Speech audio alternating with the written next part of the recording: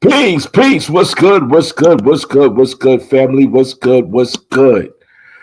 All right, all right, all right. So, a couple things happened since our earlier thing. So, let me start off by saying please like, share, subscribe, and donate. So I got my PayPal up, so you guys can donate now on the PayPal. You can definitely go on the PayPal. Um, let me put up the. Let me put that up.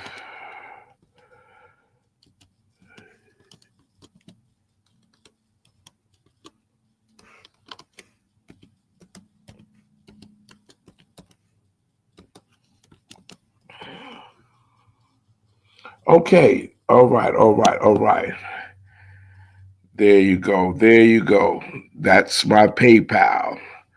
Okay. So, all right. Let's get into it. We're going to get into it now. I was looking at some of the comments, and a lot of people want me to talk about the black spades, which I'm going to do. I'm definitely going to do that. I'm going to speak on the black spades, but I want to go back first to the digital hip hop music. Okay, so let's go back to the creation again. So we were talking about earlier about James Brown music. And so with James Brown music, the tempo was totally different. And how we do how we groove to it is totally different than any other people, any other genre of music. So with that being said, early how can I say, because actually what we were doing was actually sampling, like that was the first sampling of records. And how we were sampling it at that time was that we were playing a certain music and playing it over and over, looping it. So that drum beat became a loop, and we took that drum beat and played it over and over and over and over. And so now dancing to that drum beat became like rhythm, like really rhythmic, and it became something that we didn't want to stop. We didn't really want to stop. We had already had been into the mood of just dancing and funky and it making it funky and doing that. But now when we were dedicating this dance to just the drums, it became something like just totally different from anything that anybody that we knew or saw do. And so as time was going, as we were able to actually do this now and control this, that's when it became like okay, that's all we want to play. We don't want to play the whole record anymore. We just want to play this break. But Mario gave us the incentive to say, no, listen, let's play the record, and then when the break comes, that's when y'all just do your thing. And so how it happened, and which is kind of crazy how it happened. So now the beginning of the record and going up to the break part, that was time for us to go through the crowd and search for our Vic. Okay. And that's the crazy thing, that even in those days, in that time, we kind of said Vic, but we said the whole word victim. We're looking for our victim. Because we're gonna just burn them, like we're gonna just burn them. So we were looking for our victim, and it was crazy because while doing that, it was like we were skipping around the room. And the way that you select your Vic is that maybe the jam before, someone got noticed. And see, back those days when dancing started, it was a circle. It was a circle because, like I said, a lot of people had never saw this before. So it was a circle, and within this circle, it became like legendary. Like you would come to the jam, and that's one thing that I must have to say is that prior to that circle, people were rushing to the front to see the DJ because they really hadn't seen that in reality. And so you got to remember, this is 70, 71. So it wasn't something that was actually known. It wasn't known what was happening. So taking the people from looking at this DJ and running to make a circle around these dancers became phenomenal. Like whoa. And so then the DJ would be like, okay, now I got to do something to get them back coming over here. So then what the DJ would do at that special time would actually play something that would catch them, off guard. And that's the difference of that. And this is what I'm telling you about being able to break dance. So maybe the DJ would throw on something that was just extraordinary. They had like a beginning that was crazy, like futuristic or something. And then they would have to stop dancing at that time, but then focus on what's playing on the DJ booth, the DJ. So then once they stop breakdancing, and then the people go back to the DJ, then it's time now that they're focused on the DJ, and they can't get around those ropes because we always used to keep the rope. So, it was like a stage that you had to come past. And so now the MC wants to get shine light on. The MC wants to say something. So now, and I remember these days like it was just yesterday, in the beginning, like the DJ had the microphone, but then once the person that was going to talk on the mic grabs this microphone and starts talking and shouting out names and stuff. Now he's the center of attention. Okay, so now he don't want to give up the mic. He don't want to give the mic back to the DJ. So he's gonna say something, and he's just saying anything that he could say. Like yo, what's up? All of that. And so with Mario was from down south, right? And so when he would talk, and this is the early time of Mario. Mario had this accent that we just it was just funny to us. It was so when he would say those words, and he would say it with this accent, it was unique at the time because a lot of us, all of us basically were from, the Bronx, Manhattan, from New York. And so we didn't have this accent. I never forget one time, oh my goodness, we were, Mario was coming to the thing and I was help get my drum set, put my drum set back.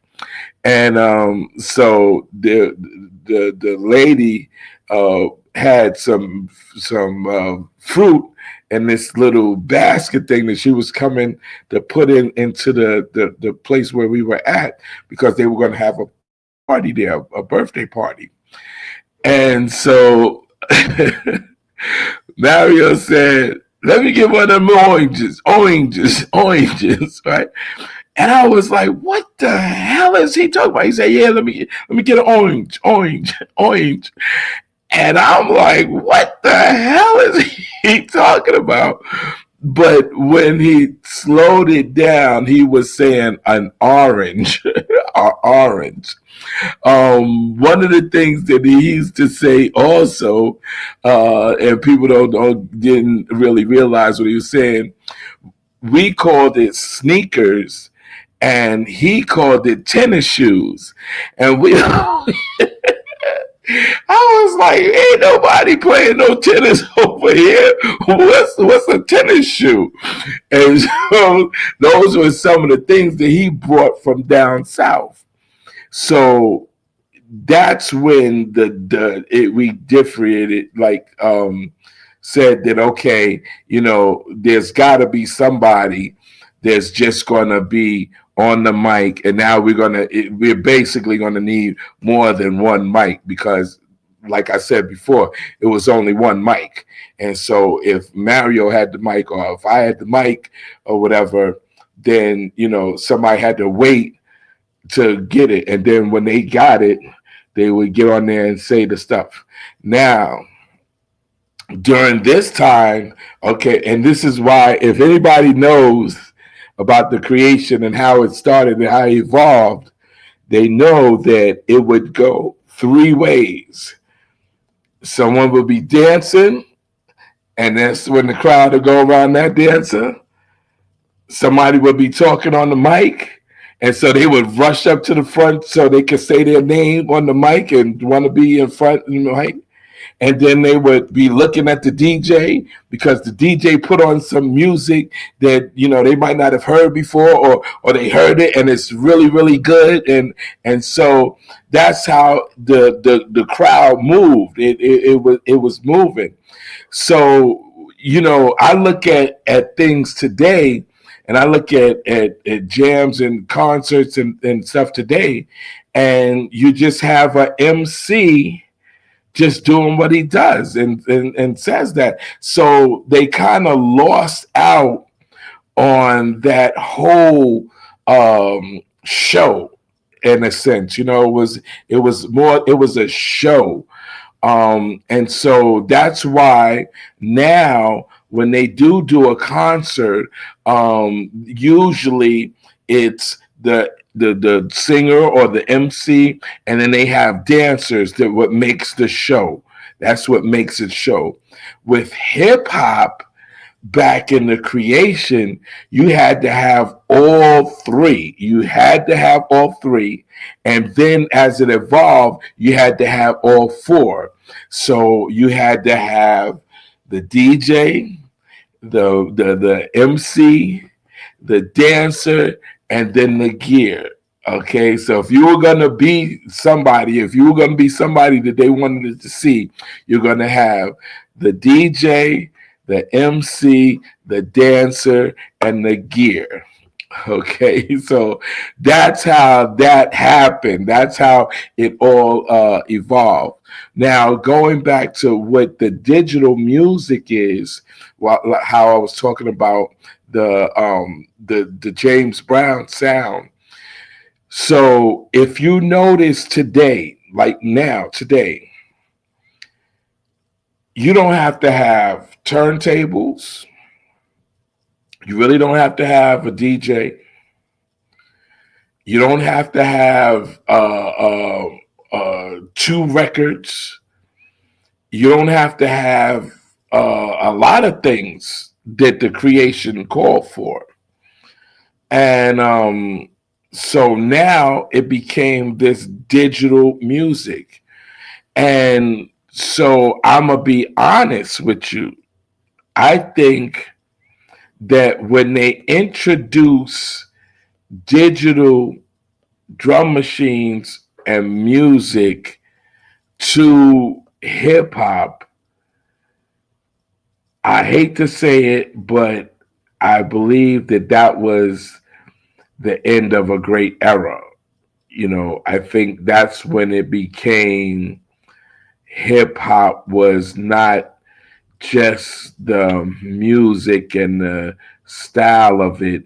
It became something that everybody could do. The music became okay. You can go to a studio and you can reproduce something simply. Like, so you could take a whole James Brown record and, take it to the studio and have that exact drum playing and just spice it up some or filter it out and filter this out of it so that you hear that beat but you don't know that it's that beat because they have it filtered and stuff like that. So that lost a lot of the craft of keeping that exact flow of it. Like imagine just hearing for the first time Apache. Like imagine that. Like for us, it was like, whoa, this is what we've been waiting for our whole entire life. That break, that drums just come on with that and the bongos, and so imagine hearing that and being into this having that inside of you and feeling that groove and everything. And so we were able to just go ahead and put that there to do what we were doing, have that feeling, that flow, that genuine rhythm that's already there for us. Or I say Apache because really people don't get it. Apache was so popular because of the fact that you really didn't have to mix and cut Apache. You didn't. Um, the famous cut of it, people don't even get. So because of the way the beat is, that extra when you're mixing Apache, the beginning of Apache, and you let it go boom, that could do that could do that could that could do that could that and that could boom that boom gap doing what the catch of it was, you let that rock until the last snare drum, then you put the other one, you started off with the bass drum, so that first bang is into. That's why when you hear it, it goes bang bang that could do that do that could do that. So you'll never hear that boom in that one anymore after you start mixing it because you're hearing that that could do that could do that could that and that could do that could do and that could do that. So you hear that the snare drum. And people didn't get that for years and years and years and years and didn't know. So that's how Apache stayed within the drums because when that comes in, that's a part of the first note. The first note, boom. And so I know I just gave away a crazy secret, a DJ secret, uh, but I had to explain that. So now with digital music, digital music, it kind of can't catch the end part of it. So it's easy for someone to create it with a metronome, because that metronome is what is lined up to the sample or to the mix. So that's why, and this is the crazy part, that's why when you put a metronome to James Brown's music, it's always off. It's off because he doesn't have that. He doesn't have that. He has the flow. So that's the difference between digital music and what we do. So now, if you think about it, the DJ isn't necessary, because this, with this digital already programmed music, the DJ doesn't can't he would have to actually, well, and that's how they have Serato now and all of those other things where you could just push a button, and I call them push button DJs.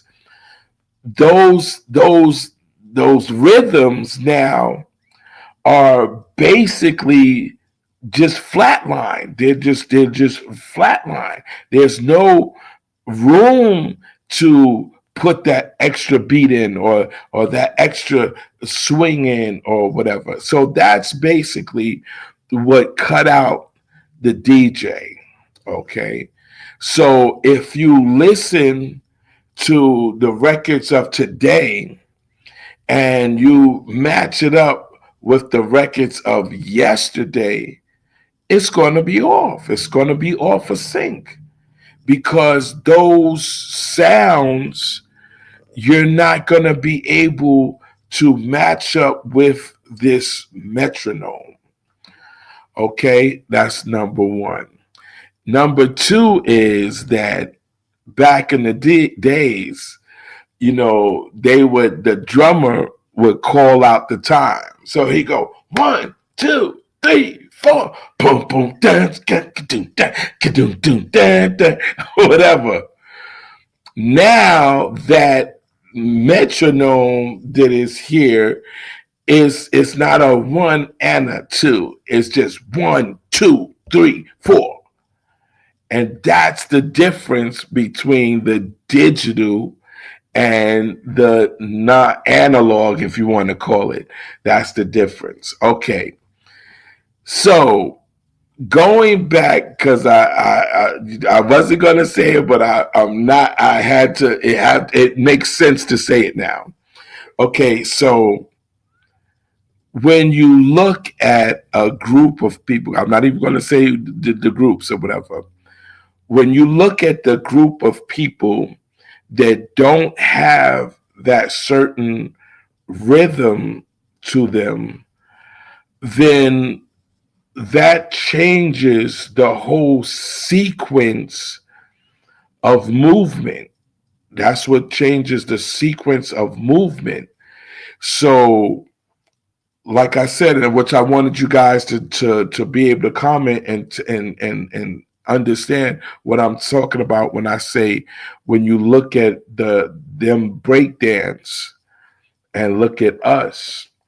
So that's why breakdancing became just doing flips or something. And remember, even if they say the up rock or whatever, look at the up rock that they do and listen to the music. Okay, listen to the music that they're doing to this so-called dance. And that's why they're able to do flips and spinning on their hand and everything, and on their heads and stuff like that, because they don't have to keep time with those moves. The helicopter move that we did, which was the sweep, the karate sweep, was timed on the record. It was timed on the 2, 4, 2, 4. And that's how we did it. That's what made it unique. And then that, that's an Apache. That part of the dance allowed you to come out of that sweep, that 2 and the 4, and give you a chance to jump up to get ready for your next move. Get it? Understand that? That's what that went. That. Listen to Apache and you'll hear it. Rabadat.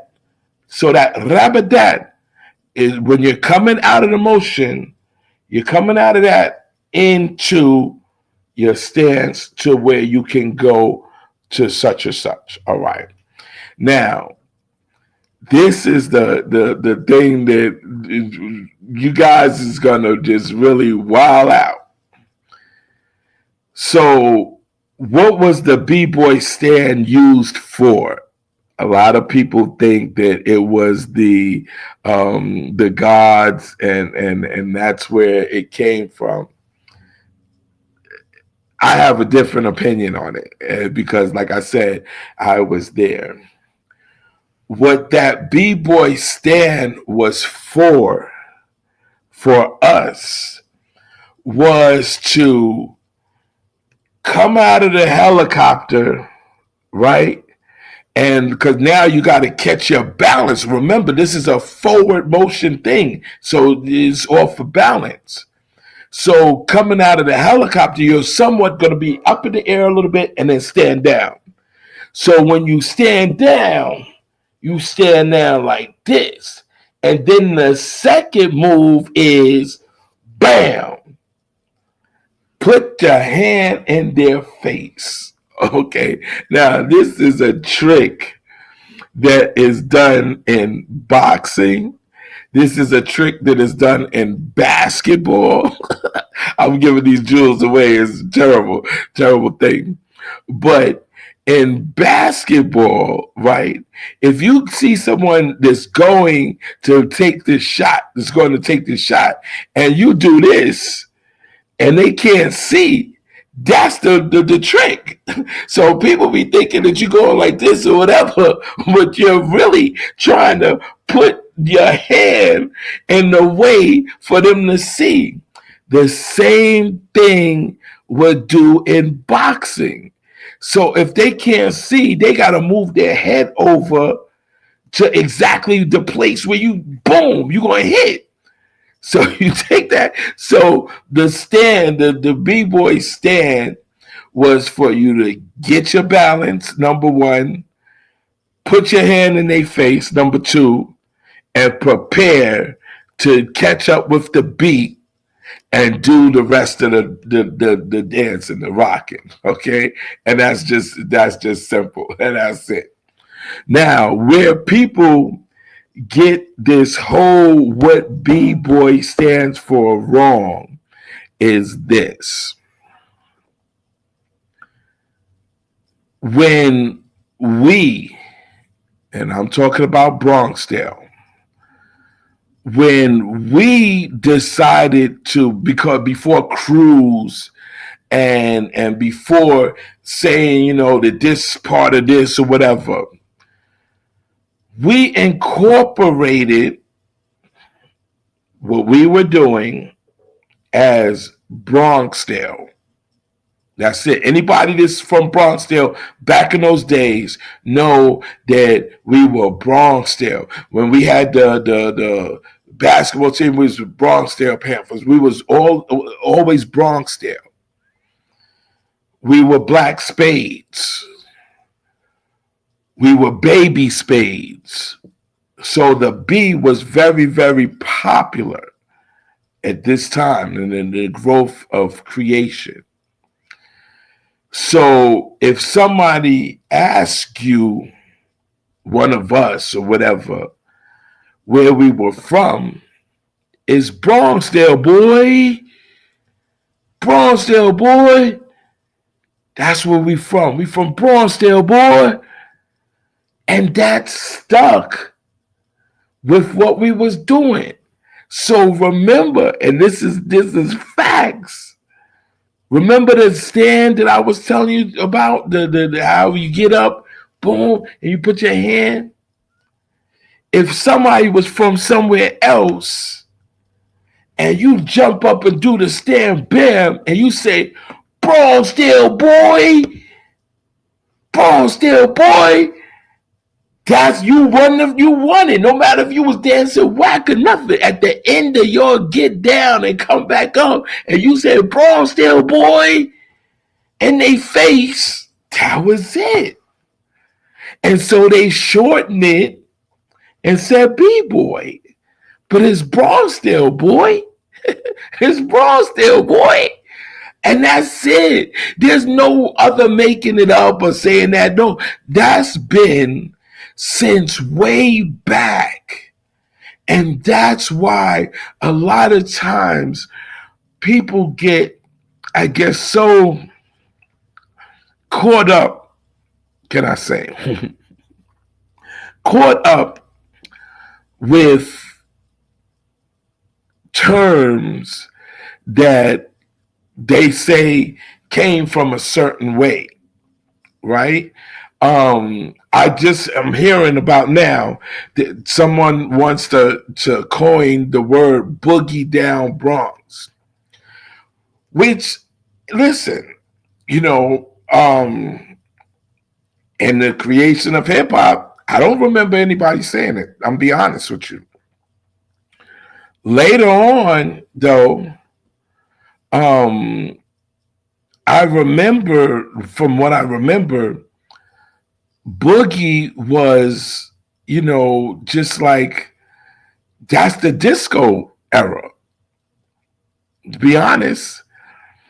And in the disco era, you know, saying, you know, get your boogie on, you know, I remember that. I remember, you know, saying getting your boogie on. And then you got to also remember when disco came in, that was our first, I guess, real being able to really go to a discotheque. You know, that was the first times that we as you know, as hip hop, whatever, were able to go to the discotheque. So disco, why it didn't last with us was, even with the breaks of disco, it didn't have the same beat. Like it was not the creative beat. You know, we were already used to boom, boom, kaboom, bap, kaboom, boom, bap. We were already to that. So just to have spoot, stat, spoot, stat, spoot, stat, boot, stat, there was not too much creativity that we could do with that. So and then, oh my God, you know, I'll never forget those first times of disco, and, you know, being, because we still wasn't really supposed to be in some of those clubs, you know, us, the Baby Spades and stuff, but seeing, you know, that style of dress And like, you ever watch John Travolta and Saturday Night Fever, and you see that style of, that shirt and open shirt, and we never was for that. We was never for that, and so disco, the whole scene of disco was not for us. And so that's why when people say that the disco era was before hip hop, they're totally wrong. They're just totally, totally wrong. So that's what the difference is. Now, with disco, you got to remember too that those beats could be actually done with a drum machine, and it would be accurate to the metronome, because it's just a boom and a bass drum, a hi-hat, and a snare. That's disco. That's where you could start off with the drums. That's it. And it goes boom, stats, boom, stats, boom, stats, boom, stat. And that's it. So basically, that wasn't us. It wasn't us. People say that, okay, some of the breaks were disco, like I Can't Stop, and stuff like Paradise and stuff like that. Yes, but out of all the jams, out of all the ever, if you let that whole record play, you'll lose the crowd. Simple. But you could play the whole James Brown record. You could play the whole James Brown record from the beginning all the way to the end, and you wouldn't lose the crowd. You wouldn't. But you put on I Can't Stop or something like that, and people would just, oh my God. And so that's where I feel like the tempo and the feeling of hip hop was basically dying out. It was basically dying out, because, and even this is no joke, James Brown came out with this disco album. He only had one out of all the albums. He had this one disco album. And I remember, because I knew it was going to come out before it came out. And so it came out, and I rushed to get home to play it. I cried that night. I'm not going to lie. I cried when I heard this record from the king, the God, the God. And then I saw Rocky and Living in America.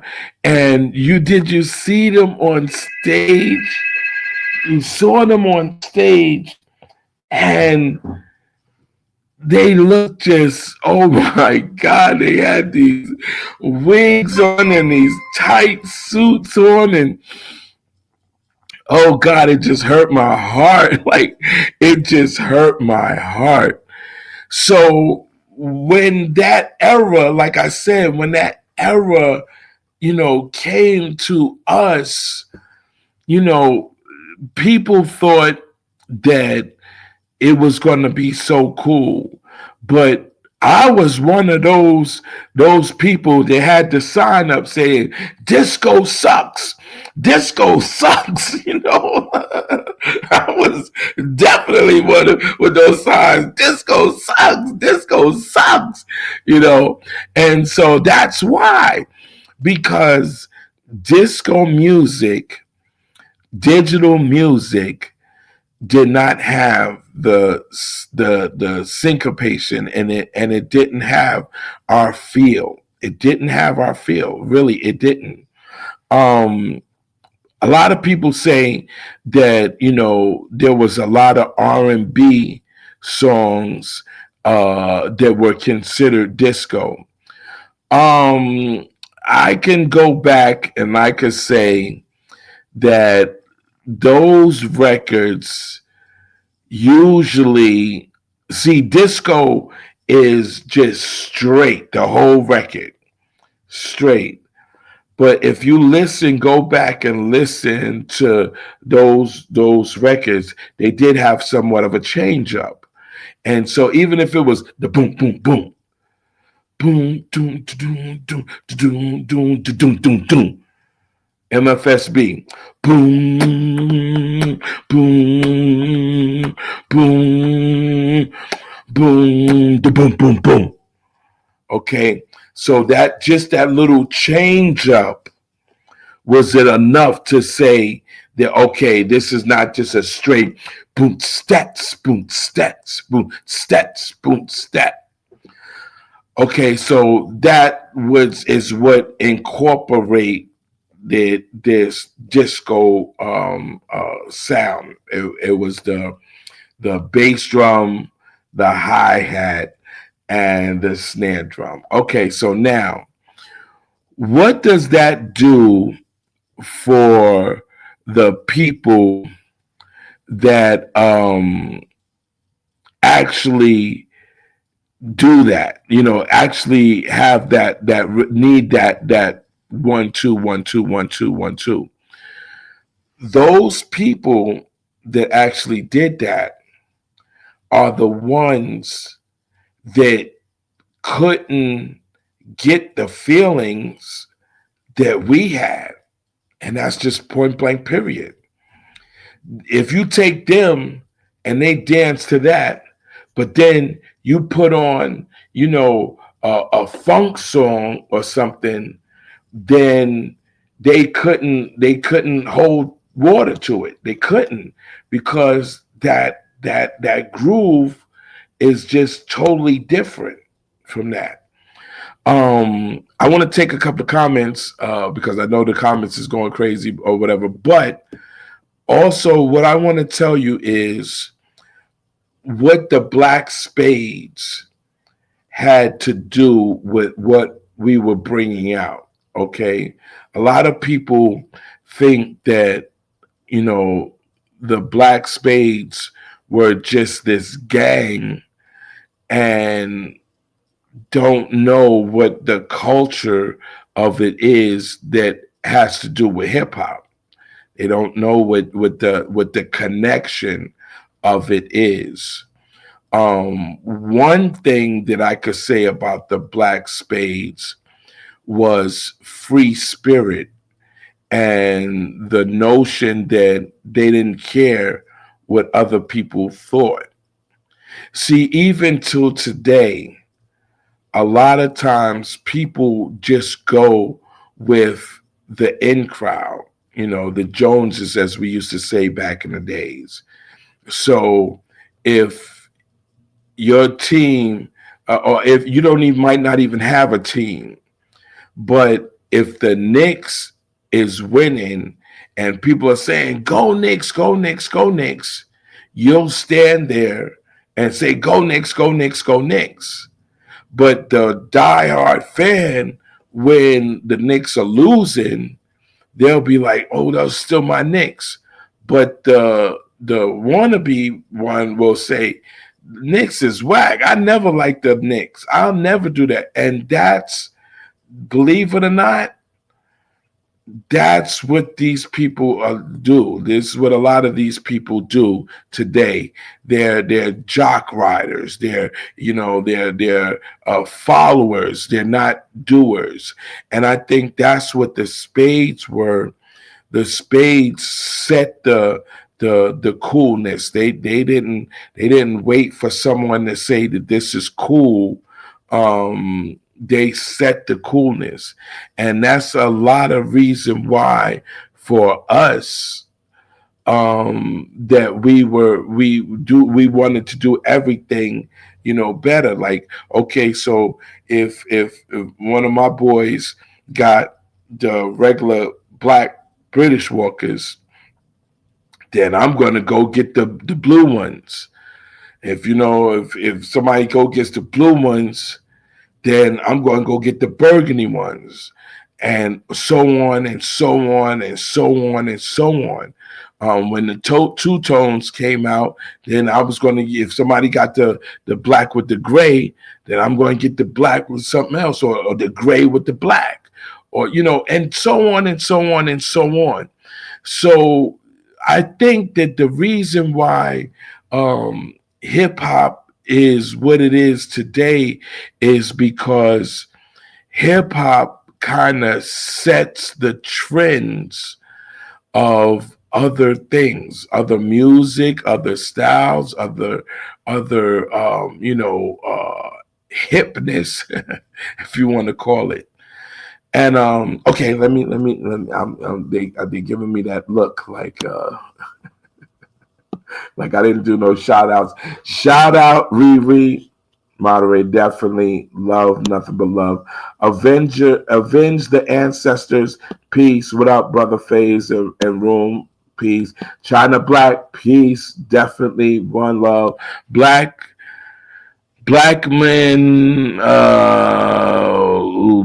pers. You gotta help me with this. Black men to praise them.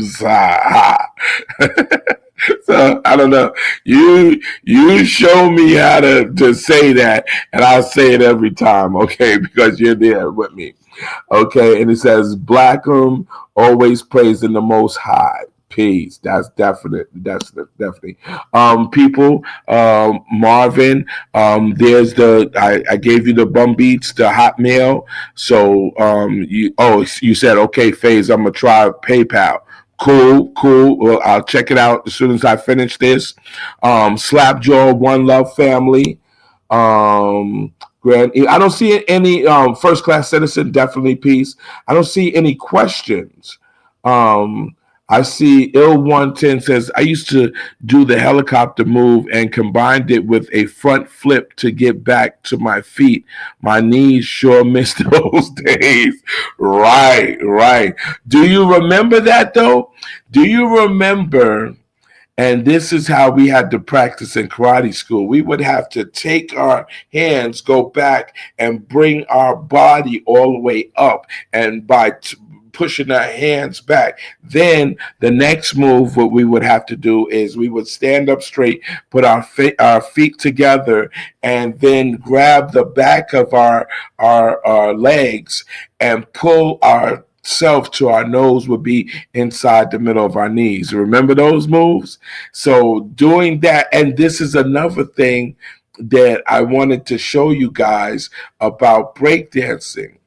So, and that's why they say you're too young or to be doing this.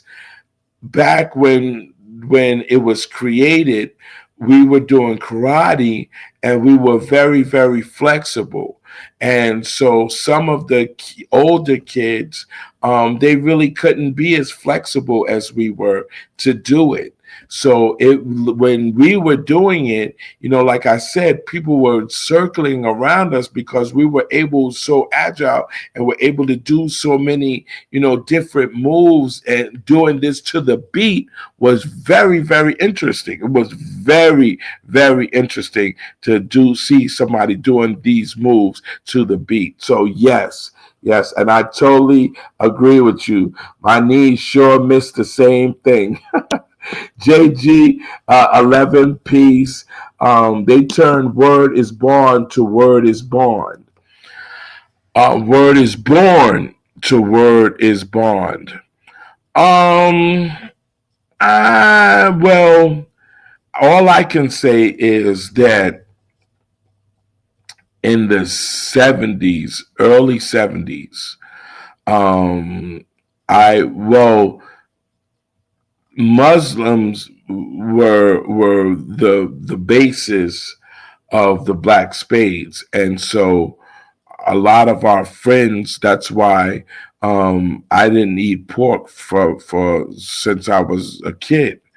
Um, and word is bond was back then. Like I remember saying that word is bond, and that meant that it was it was bonded. It was like that if you said that word and you said it's bond, you really couldn't go back on your word. Like you couldn't, you would catch a beat down. If you're in the group and you tell somebody, yo, my word is bond, and you didn't do that word, we'll beat you. We'll like beat you. So like before you went upstairs or doing something and you say, okay, you're gonna bring this or you're gonna do this or whatever, and they say, word is born, my word is born, and the next day or whatever, you don't do what you said, we're gonna beat you. Simple. We gonna beat you, and that's just it. That's just it is. I saw on the platform a Savage Skull say they didn't fuck with hip hop. I saluted him for telling the truth. He gave all credit to Black Americans, and that's truth. That's truth.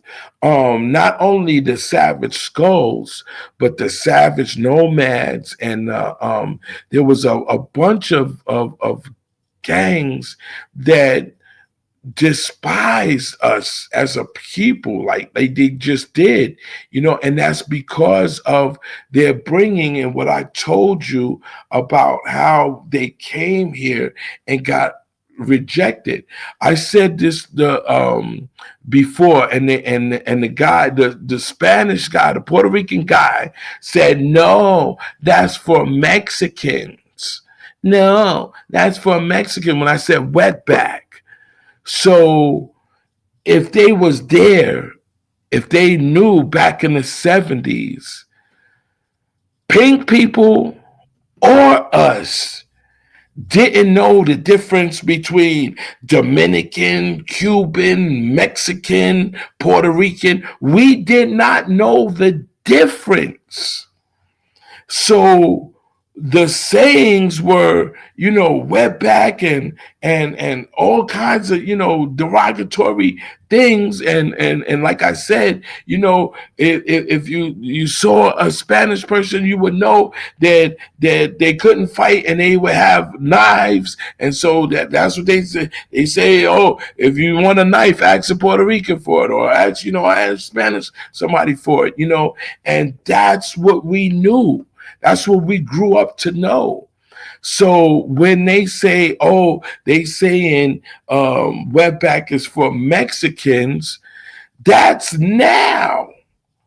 It has nothing to do with the 70s, where we started at.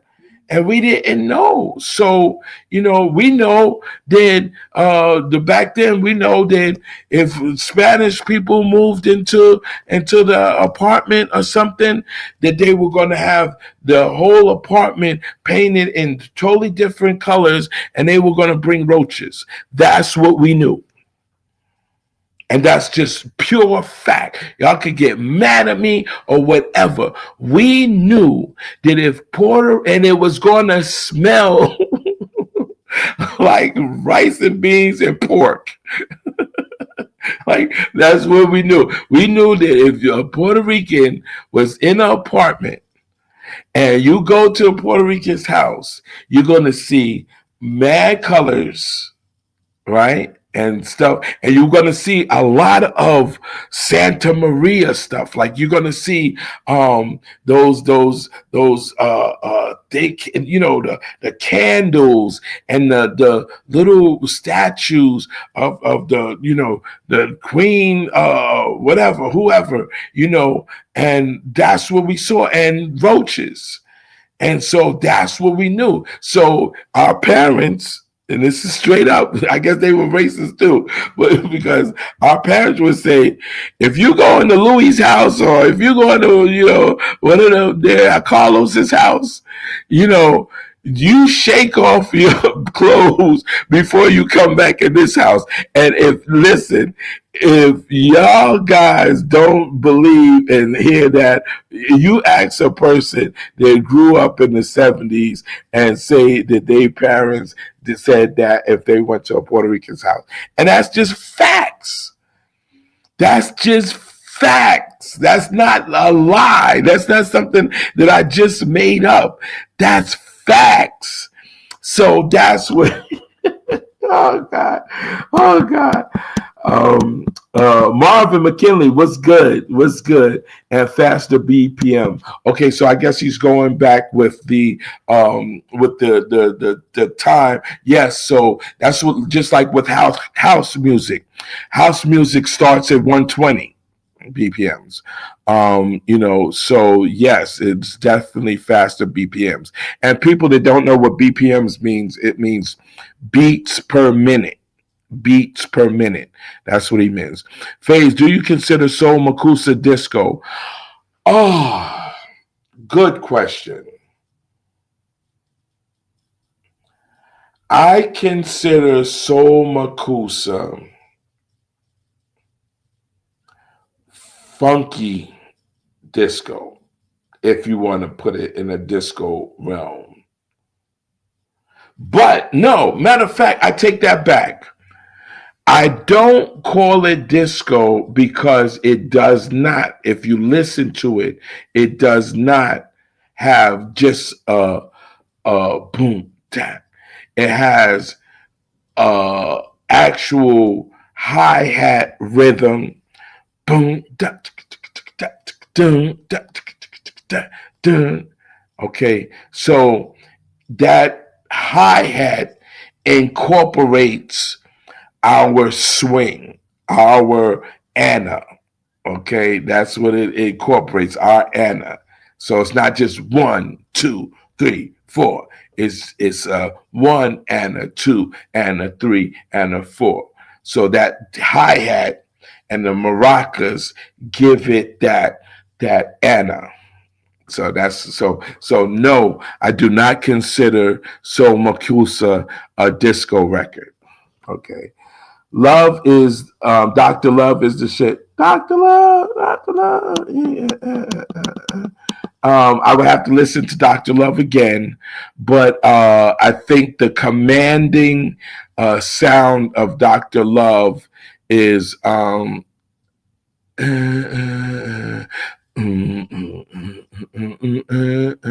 think the bass guitar is the commanding drive in Dr. Love, and with the bass, it gives you that continuous flow, boom, boom, boom, boom, boom, boom, just like MFSB. So yes, it is a very good record. Marvin McKinley says Chic was still R&B, but they put it into the disco genre. Well, wow, those are my people, so what Sheik did was actually, yes, he kind of favored the discotheque type style. He did. And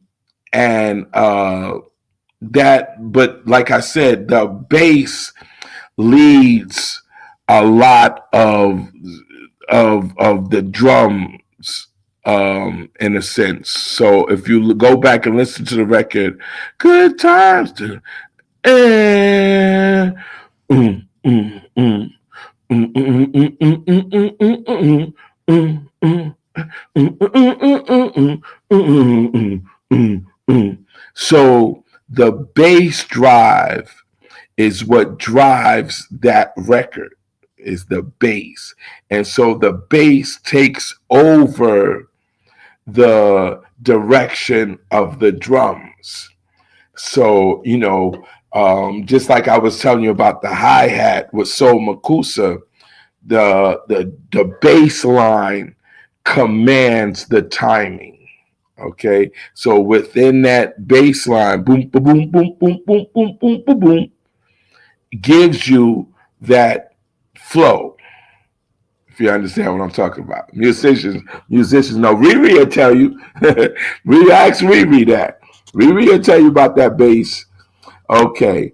Um, that's my Knicks, Yankees and Giants till death. Yes. And so you're a diehard Knicks fan. I ain't gonna lie. I get mad at the Knicks. I never was a baseball fan.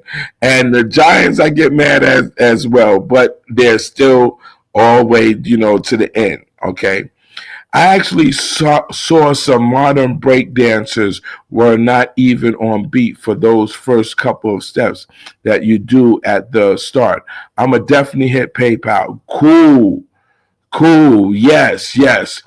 And the reason why they're not on track is because the experience for them, what they want you to see, that's why I say they shouldn't be called breakdancers. They should be called acrobats because they're more interested in not the beat, but the move that they make that might make you say, "Oh, wow." So they're not even considering the break. They're not considering, like, if you look at them, when you're hearing that stuff, there's really no breaks no more. It's like they don't need to do the break, and if they do the break, it's like, what is that dance that they do before the break comes in, and that'll tell you a lot. If they're not even on time with the intro to the break, then how are they going to be on time with the break? Simple. that's what it's all about. Okay, Most High, peace. What's good?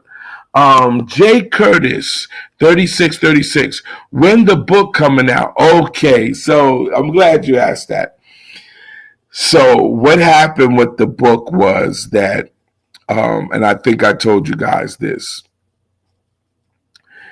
The book starts. It starts before the creation, right? And if in the book, if you realize what was happening in the creation of it plays out today. So I'll see something or hear something today, and then I got to go back to the writing and say, okay, this is incorporated. So then that changes the ending. And so that's what my dilemma has been. But to be honest, I sent a couple of drafts out, and I got a lot of offers, but you guys, I need to distribute with you guys. I don't need to get a company that might try to edit it and or take something out or put, or do it. I don't want to do that. I want to be able to distribute it and publish it within us. So I'm probably I what I can tell you though is that yes, the book will be out in 2026. I can guarantee you that. That's without a doubt. Even if I just have to just end it at that point, the book will definitely be out in 2026. Okay. I'm glad you asked that question, Jay Curtis, and I hope I answered it for you. Okay. To piggyback on an earlier statement, Mexicans from the West Coast are really claiming they helped create hip hop. What is the world coming to? Right. So, yes. Oh, my goodness. Yeah. I've heard so many other things. Like China Black told me something today that's really going to be like, oh, I don't know what to do. Like, I don't know. Anyway, first class citizen, what's up? I haven't heard from you all day. Oh, okay. What's going on? That is wild to see back in the day that a lot of PRs that couldn't fight learned how to use the butter knife to fight. Right. And that's a fact. So remember, you know, when we were fighting, you know, one on one, Puerto Ricans were not doing that. They were fighting 3-on-1, 4-on-1, 5-on-1, you know, and then, you know, it became, you know, okay, even if the five is not handling themselves, then here comes the knife. The knife will come out, you know, and that's just facts. That's facts from back in the days. You know, you always heard about Spanish people stabbing somebody, and that was a known fact back in the days. If you heard someone got stabbed, you better believe that Puerto Rico was nearby. Then that's just facts. So they could get mad at me, but that's facts. Okay, Marvin McKinley, the white Jesus candle, right? Am I lying? Am I lying, Marvin? If you went to a Virgin Mary, right? Am I lying? Am I lying? So, okay. So now this is something I couldn't have just made up, because people are commenting and saying what they saw. And what about the roaches? Right? The roaches. Remember? The roaches there, your moms will tell you, though, Bob, you better do those clothes, dump those clothes out or whatever before you come in the house, because they had mad roaches. They brought mad roaches. Oh God. Oh God. Facts. Okay. So I guess here comes the you know, the I don't even know what to call him. This is Bally 233 or what 33 or something, whatever. This guy here, Bella Schwitz or whatever. So I'm beginning to see that he probably is an agent, you know, because he has so many different names and so many you know, different things, and all he does is try to discredit me. This is all what this guy does, is try to discredit me. Why? You know, what is the reason for him to do this? You know, and so here he goes. Look, he says, Puerto and Riri, okay, this is what I want you to do. Get this guy, get him out of here. He is no longer, he's blocked, and then that's what he said before. He said, "Why did I block him? I blocked him as Bally, but this guy, I want him blocked again. And whatever name he comes up with, he'll show his true colors by saying." So listen what he says now. Puerto Ricans are way cleaner than blacks. Whenever I went to a black friend's house, the parents were always sleeping. Now, do you fellas, ladies, kings and queens, do you see what this guy is? You see what he is? And so he's always trying to discredit me, because he doesn't want me to be able to tell the truth and show proof. He doesn't want that. So this guy, you know, I don't even know if he's a guy. I really don't know. But all I know is that he's this is the dirt that always stains our tries to stain our culture. This is the type of dirt that does it. And just like KKK and everything, he's scared. He's scared that we're gonna, you know, that we're not only are we taking hip hop back, but we're taking a lot of things back. And this guy is scared. He's petrified. Derek Colon is king. You know, he's a hurt individual, and like I said before, he's obsessed with it. Like, you know, he's probably some, and I hate to say it, some crippled guy that can't come out of his house, that doesn't, he just can't function right.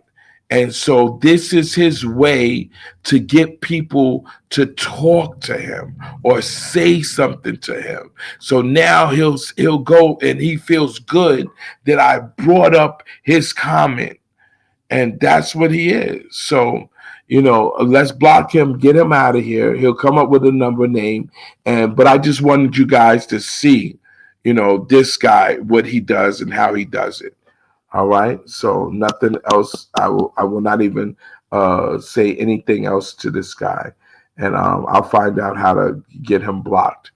The charts were saying R&B, disco. Like now, it's saying R&B, hop, R&B, and soul. Well, they had to do that, and the thing that hurts me about that is that we don't control hip hop anymore. We don't. And I think that's why I work the hardest to do what I do, because we don't control it anymore. And so they knew that the only way that someone would even challenge us, they had to put the Puerto Ricans in the mix. And it's not that they challenge us, because they're not challenging us at all. They're definitely not winning, and they're not challenging us, but they're there to at least stop the argument that it's us. We created it and it's ours, So the Puerto Ricans were sent to infiltrate and take that oomph off of what we've created. So know that, people. Understand that. Just like the Ohio players before disco, they were jazz and R&B. Now Fire and Love Roller Coaster is considered disco. Oh, hell, it ain't. Oh, no, it's not, Marvin. Not my cousin. My cousin Leroy Barner, Sugarfoot, is never going to be R&B. Diamond played those drums, syncopated drums, just like oh my God. So no, they will never be considered. It's been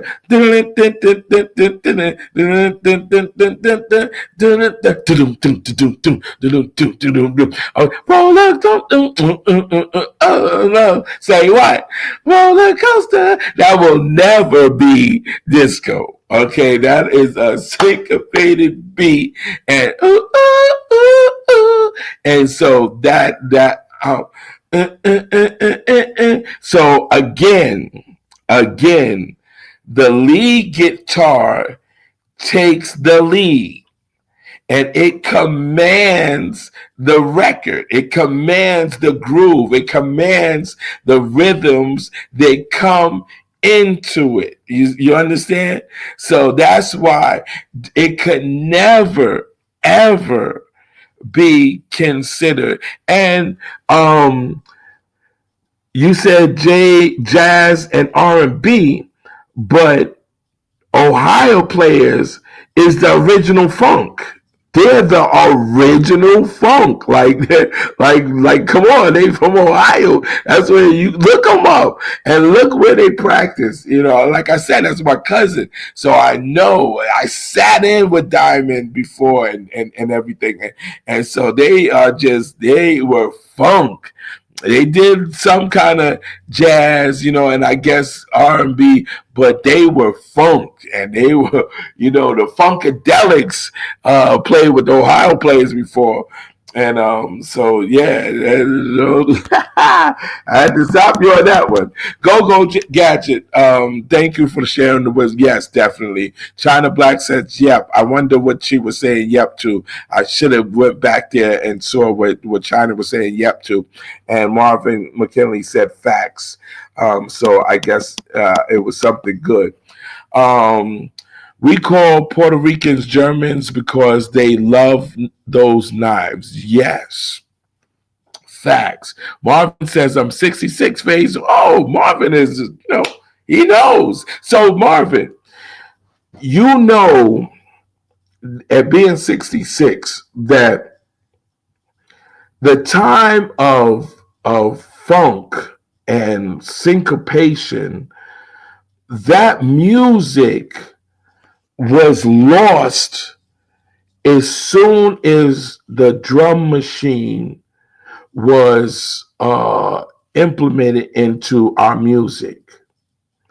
That drum machine became the metronome of that everybody had. That's how they were taught music. And so that's the big difference. That's the digital part of music. So Marvin, yes, being that age, you know exactly what I'm talking about. You know exactly what I'm talking about. Okay, respectfully, a lot of Mexican OGs listen to old doo-wop, soul, and R&B classes. They ride around to it. Yeah. Okay, so I know, see, people in New York are not going to understand what you said, but I've been on the West Coast. I've been to Arizona. I've been to California. Um, and yes, those Mexicans that you're talking about are the ones that uh, kind of, if okay, just like war, right? Those type of sounds and dun, dun, dun, dun, dun, dun, dun, dun, dun, dun, dun, dun. Okay, so those type of sounds to Mexico, they can kind of relate to. And take a little trip, take a little trip. Those are some of the songs that we considered um, R&B and soul. So I can definitely hear that. But like I said, um, that's just like the lowriders. When I went to LA and I went to Arizona and I saw, how this is a culture for them with the lowriders and stuff. And what's so funny is that we were the first one that did that, you see. And just like the Puerto Ricans, for them, that was something that they saw and that they didn't have to have a rhythm to do. They didn't have to, they stole them cars and stole the parts for the cars and were able to make them lowriders and things. And so, yeah, that's another stolen a stolen part of our culture. Oh God. Okay. Facts and salute the Most High.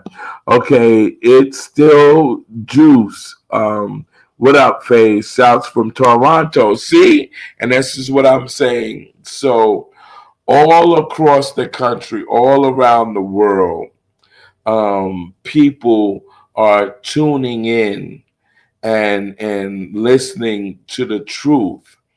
And so that's why, like, these guys, they fear that. They fear that my truth and the knowledge of knowing the creation of hip hop is going to surpass the lies. And so that's why these agents are actually sent to stop the truth from happening.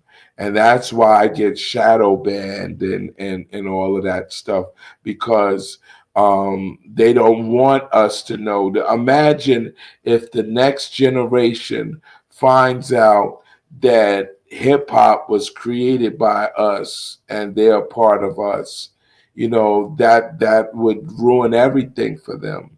That might even ruin them having control of our stuff. A lot more things will open up, because now, just like, remember, just like the entertainment business in itself. If you remember, and still to this day, if you remember TV in the early days, it was rare for you to see one of us on TV.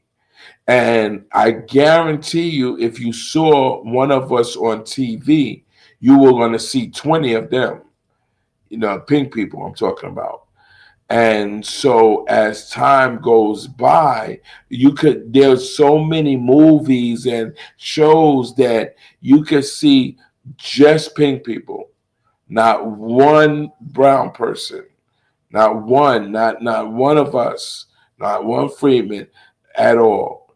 And so if that happened now, we would look at it as like, and there's a lot of shows that are just them. But when we see now a whole show that doesn't have one pink person in that episode or whatever, then we're tuned to watch that. But to find out that was produced by a pink person, Good Times especially. Remember Good Times? And then to come to find out that it was written by us, but the pink person took it over, and it became exploitation in a sense, So yes, that's what it is. Okay, Most High, these Mexican podcasters who says rap hip hop is all our story. Okay. Marvin, I call them small hats people, Stein boys. Okay. JG11, Most High, there's a Mexican podcaster who says rap hip hop is their story. Okay. Go Gadget says JL JG11. I saw that too, but they're all bums and liars because hip hop has never been their story, especially with the anti-blackness in their culture. Exactly.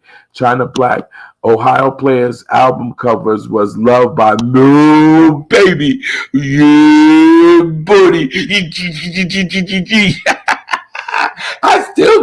I have every last honey. Do you know Honey? Do you see Honey with her dripping that honey on her? Woo, baby. All right, so yes, my cousins were the bomb. They I think, and this is real, I think that back in the days, if you didn't have an Ohio Players album cover or a poster of Pam Grier in your room, your hood card was revoked. And that's just straight talk. If you didn't have a Ohio Players album cover and a Pam Grier picture, and then remember the psychedelic velvet when you turned on the purple light and they would glow. Remember those posters of the panther and the lady with the big kabunkis on there, man, and her afro. Oh my God, man! You just brought me back with that. I wasn't even thinking about the album cover, but yeah, that's our culture. Now, see, okay, that's a perfect example. That's a perfect example of what we are. That's just like the Jet magazine, all right? And a lot of us, be honest, a lot of us guys would look at the picture, the Jet Beauty, and then skip through everything else and then go to the names of the records and the albums. And that was it. buy the whole Jet magazine for that. Or if you see a Jet magazine, you pick it up. The first thing a guy is going to do is turn to the centerfold, see that Jet Beauty, and then as soon as you watch the Jet Beauty, you flip over and see where it says the albums or the top 20 or whatever. Am I lying? And that's our culture. Okay. Oh my God. See, it's so late. Okay. Marvin McKinley, hard funk is, you ask me, I can't stand that drum machine. I can't stand it either, but I have to use it. I have to use it. That's more West Coast style. Yes, first class citizen. West Coast Mexican OGs listen to our old school dusty hits. True. It's still Joyce. Peace, family. For the longest time, Mexicans didn't know the group War was an American black band. Mexicans' whole culture is built on soul music and lowrider culture that was created by us. Thank you. Thank you. You did. You know what? Oh my God, that's what I should have been doing. That's what I should have been doing. Okay. Look at that. Look at that, people. Look at that. Okay. And that's real.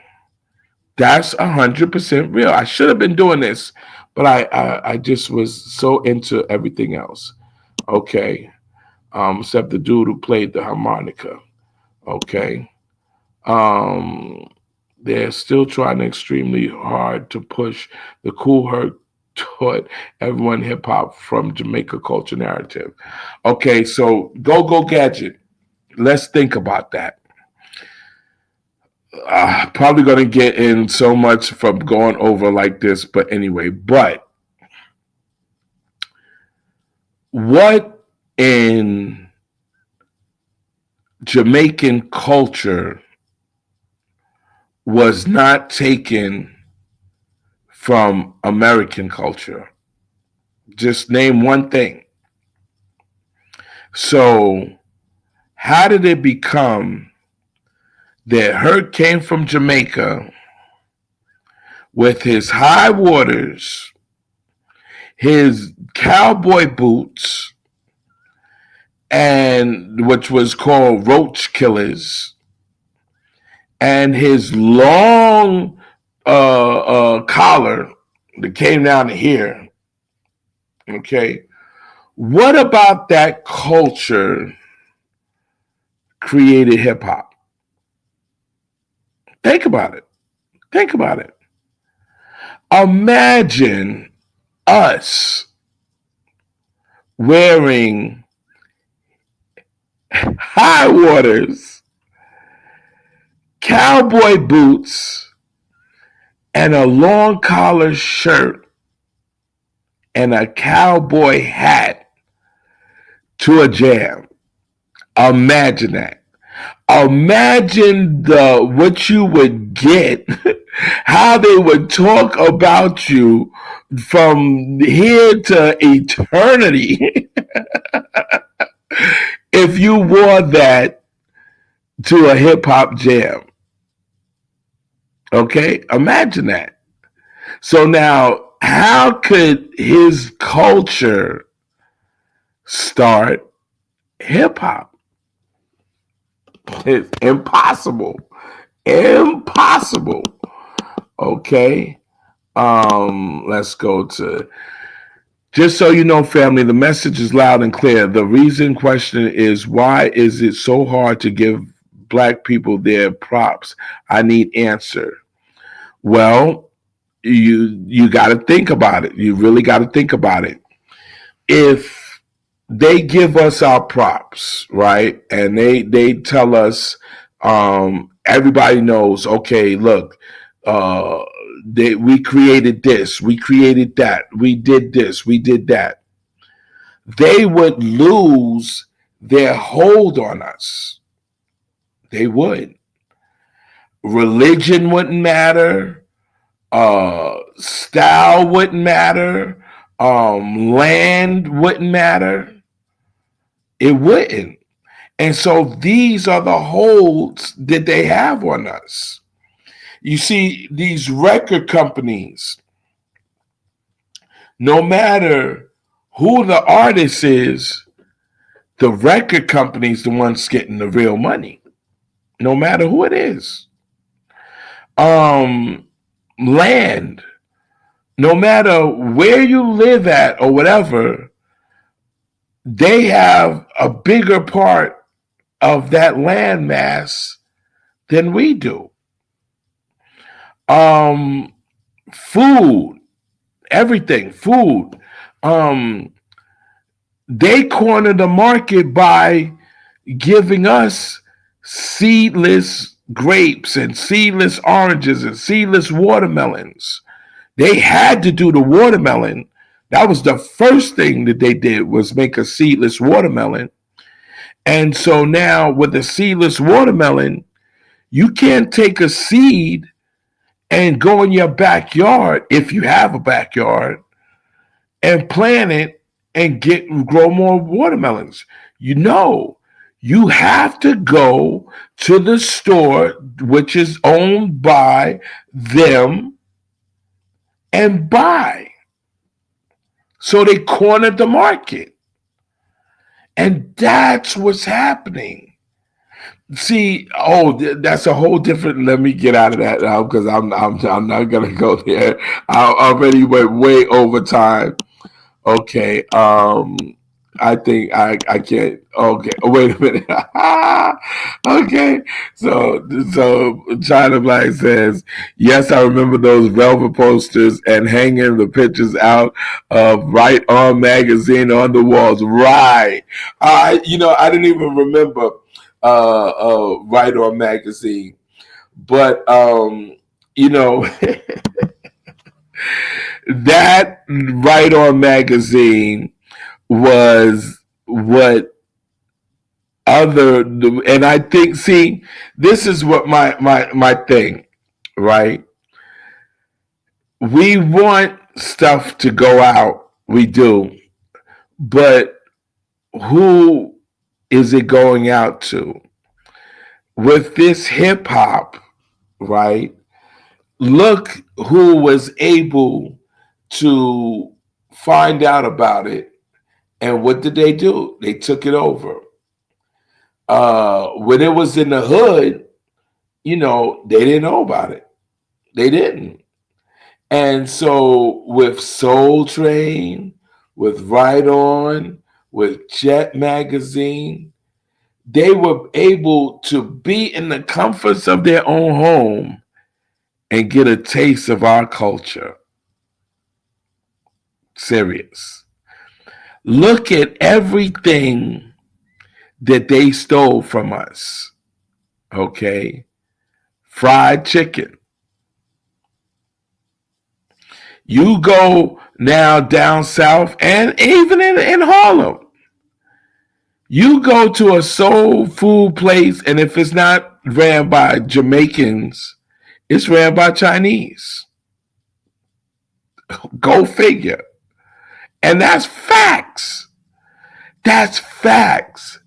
So with these Right On magazines and Jet and MTV and VH1 and all TV1 and all that, they get a chance to sit in their house. And then that's why they'll come on here and say, no, this is it. This is proof of what I'm talking about. So the Olympics, people that didn't create breakdancing put the rules on breakdancing. How does that work? How is someone that didn't create it, don't have nothing to do with how it began or anything, gonna say, no, if you turn around like this, that's wrong. That's a point off, or that's wrong. Or if you spin this way, that's wrong. You can't do that. You have to spin a certain way. You have to do that. So what did they do? They came, they saw breakdancing and Beat Street and Wild Style and all of these different things where they saw it. They cornered the market with it and say, listen, this is what breakdancing is. And now we have to sit back and say, okay, well, yeah, you can't do it this way. You can't do it that way. The people that don't even have soul can do it and think about it. If you cross your legs and go down off beat, and into something and come back on beat, No, that's wrong because they don't know how to do that. They don't know how to do that. And so that's where it comes from. That's where it comes from. Okay. Look, this is I gotta go. I gotta go. PRs and Jamaicans dressed like islanders back then, which they are. They wave their flags but are ashamed of their cultural dress. Whew, that's a mouthful. I gotta put that one up. I gotta put that one up. Gotta show that one. Okay. So the reason being that is the way it is because imagine coming to somewhere and seeing a lot of us with a style that's unique, and all type of people look at our style and say, damn, they bad. They just woo rocking. And then they go back and look at their style. Why would they want to go back to that style? And it's the same thing with Puerto Ricans. Puerto Ricans look at their in the 70s and the 60s, and they look at the way they dressed and the styles and how they wore their stuff and everything. And then they come to America and they see us rocking, and they don't want to go back to the way they were. They want to be like us. And then they get so bold about it to say, no, they lie, because that's all it is lie, and say, no, we were doing it too. We were just like y'all guys. We were just like that. You know, all of us know that that's not true. All of us know that Christopher Columbus didn't discover shit. What did he discover? He didn't discover nothing, and then find out he didn't even step on this land. So what did Christopher Columbus discover? What? He discovered that when you're on water and you float, that you'll get from one place to another. Is that what he discovered? No, because it was already done. He discovered when he got to a land and there were people there, that there were people there. He discovered that there were people there. What did he discover? But that's the same thing. That's the same thing. And that goes on and on and on and on and on. Okay. You know, I keep on saying that this is stop, it's gonna stop. But look, y'all killing me right now. Okay. It's still just dudes. I honestly don't. Okay, let's put this up. Let's see. I honestly don't even understand how this is an argument. How can you logically explain that hip hop is not 100% Black Americans? It's really not even. Well, you know, the argument is exactly what it is. So remember, if they didn't challenge or say something, will we even know that they exist? Think about it. We wouldn't even know that they exist. It's sad to say, but we wouldn't even know it exists. Just like the creep that gets on here, we would not even know that he exists if he didn't try to say something bad about me or whatever. He wouldn't exist. And that's the same thing. They wouldn't exist until they say something about us, and then they're noticed. They're noticed. Dr. Columbus, no matter what he could have done, he was not noticed until he put my name into his thing. So before that, before he put my name, he didn't exist.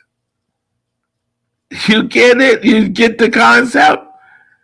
They would not exist unless they did this, unless they said, oh, we did breakdancing, we did this. Who are you? We're Puerto Ricans. We're Jamaicans. Oh, that's who you are? Okay. All right, that didn't happen. Whatever. Okay, so we forget about them. Then they come back. No, it did happen. It did happen. And we're like, no, it didn't happen. So now each time they come, we know who they are because we're telling them no, don't exist. So that's what we're going to have to start doing. That was genius to just think about that. We're going to have to start saying,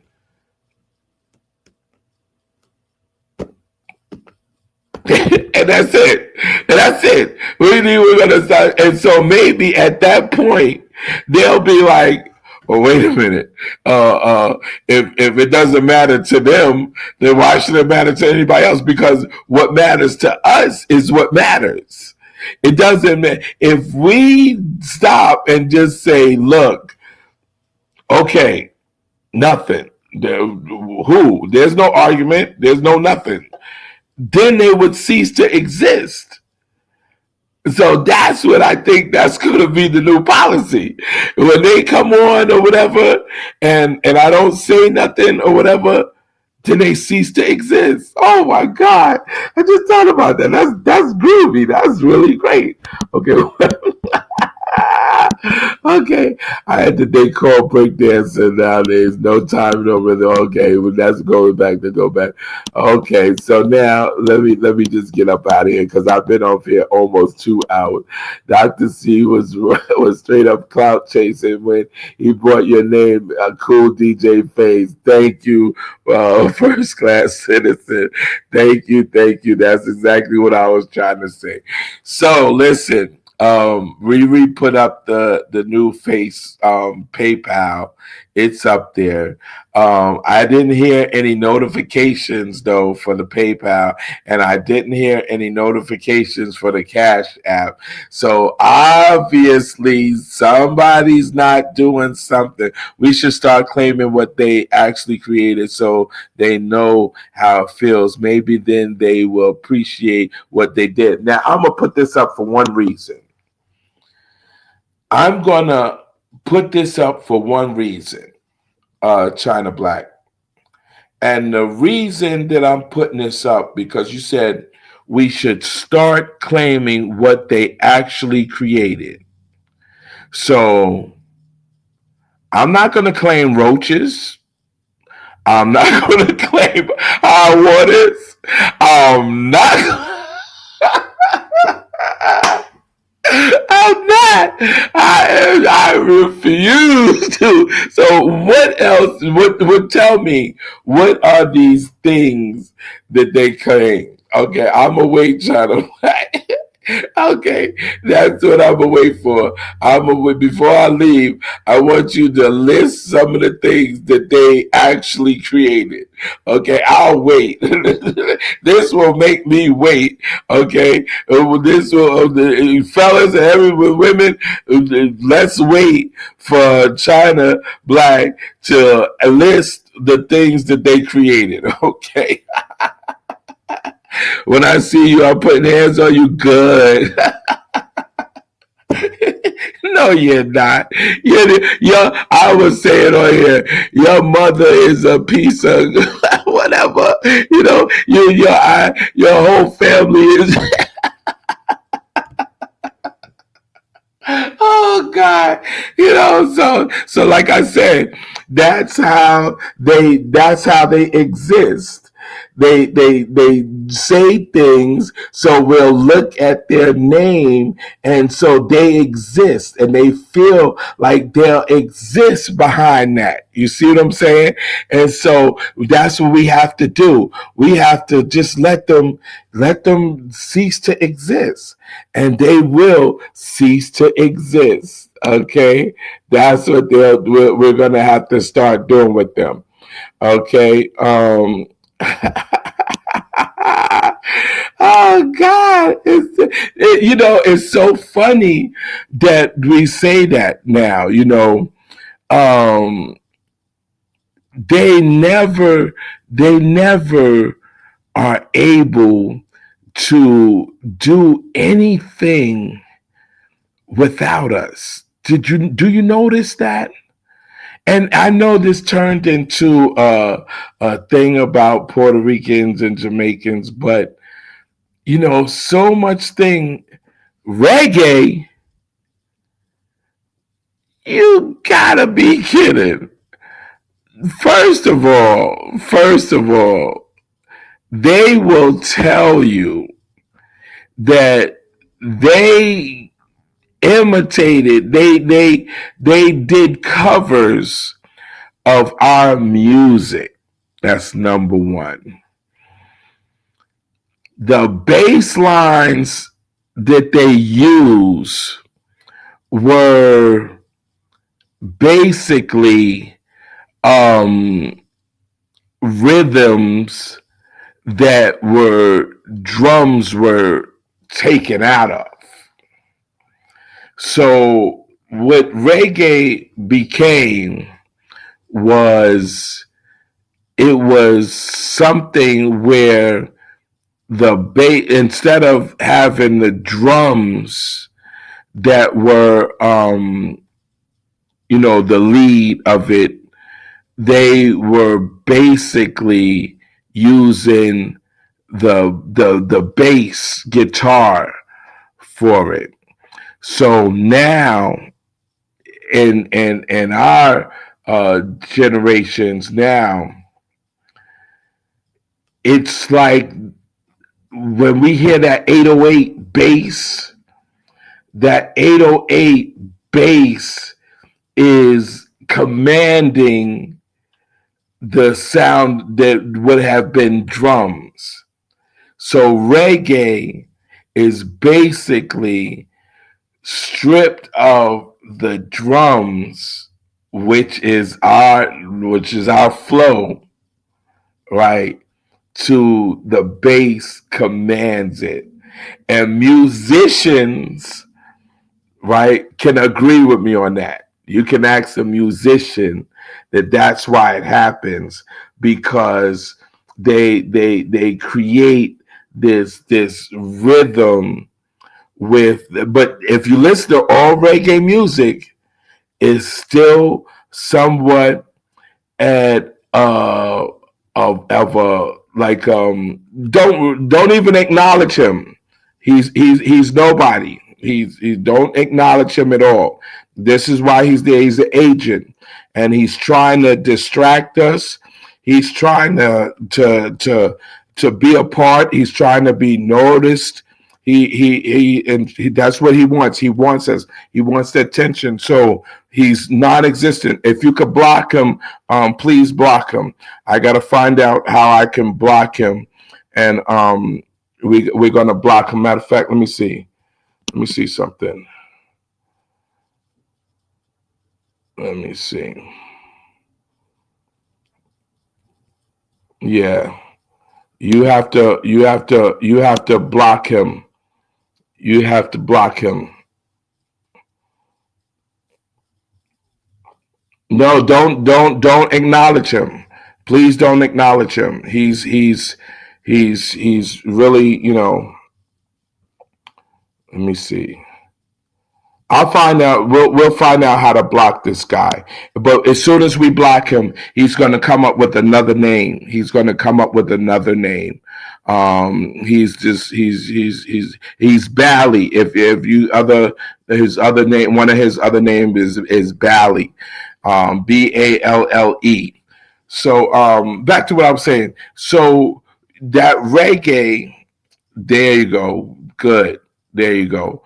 Um, that reggae is now commanded with uh, a bass line.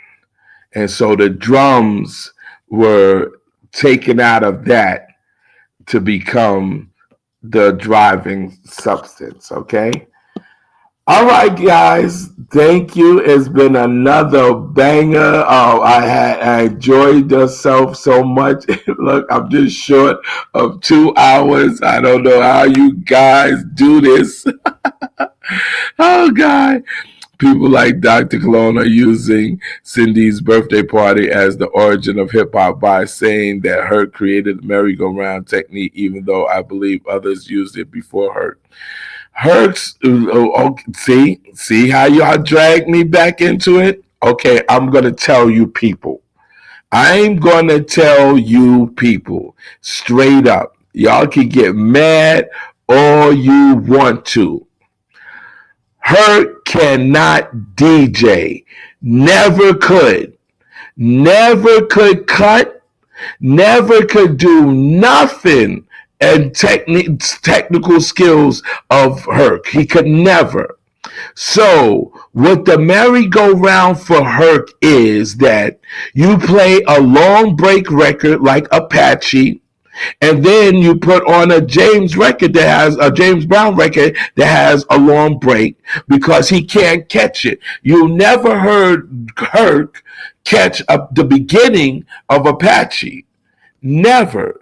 He puts on the record, he lets that play, then when the other record comes in, he puts that record in, it plays a whole lot or whatever, and then he'll put back in the record. Now, either he'll do that with Apache or he'll do that with a couple of other records that have long breaks. And that was the merry-go-round. What we were doing was we were picking up the needle, putting it on the break, going to the next record, crossing it over, up and down or whatever it was, to the next record. I mean, to that same record, the beginning, coming over to the next record, picking up the needle, putting it on that thing, cueing it over to the next record, to the record, and back and forth. Herc could never do that. Herc could never, ever do that. And so that's what his merry-go-round is. And that's just point blank, period. He cannot do like what Theodore did, rewind the record and let it go, and rewind the record, or what Jazzy J did, or what we did, or what I do.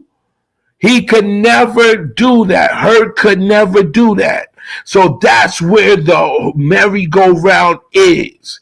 And in Jamaican style, and when they say rewind, all they're doing is bringing back the record again because they can't cut it to do it. They're bringing back the record again and playing that part. And that's what Jamaican DJing is about. Rewind, blah, blah, blah, and play the same part over again. When we, to play the same record over again, we'll pick up the needle. Boom. That do that do do that do boom that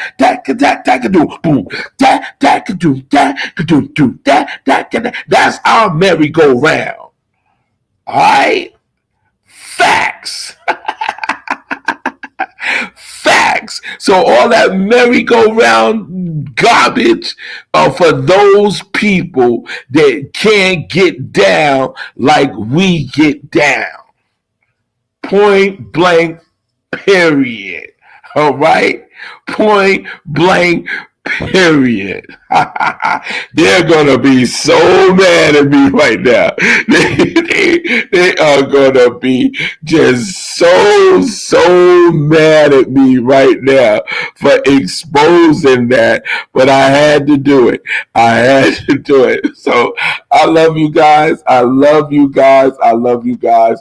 Please like, share, subscribe, and donate. Please. I want to go to my Cash App and I want to be surprised. I want to go look at my PayPal and I want to be surprised.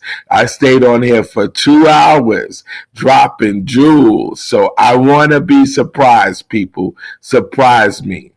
And I'll be back tomorrow. Peace.